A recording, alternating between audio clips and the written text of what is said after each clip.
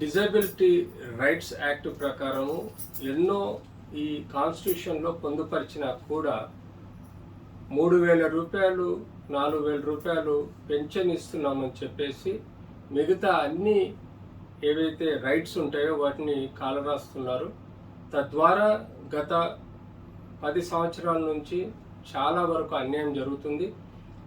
Disability reservations పూర్తిగా మర్చిపోయారు. అసలు జాబ్ ఆపర్చునిటీస్ మొత్తానికి లేకుండా చేశారు.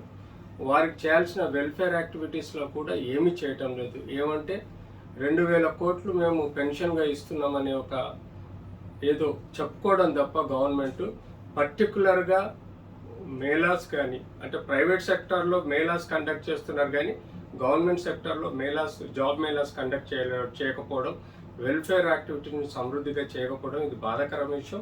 ఇప్పటికైనా గవర్నమెంట్ ఆలోచించి వికలాంగులకు సంబంధించిన కార్యక్రమాలు నిర్వర్తించాలి. అది వారి కాన్స్టిట్యూషనల్ రైట్స్ కాబట్టి ఆ రిజర్వేషన్ ప్రక్రియను కరెక్ట్గా గవర్నమెంట్ జాబ్స్లలో నిర్వర్తించాలి.